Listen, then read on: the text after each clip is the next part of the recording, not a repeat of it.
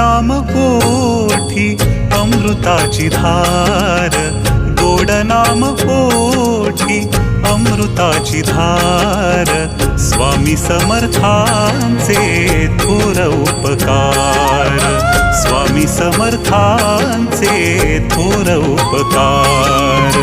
गोड नाम ओठी अमृताची धार, स्वामी समर्थांचे थोर उपकार, स्वामी समर्थांचे थोर उपकार, स्वामी समर्थांचे थोर उपकार.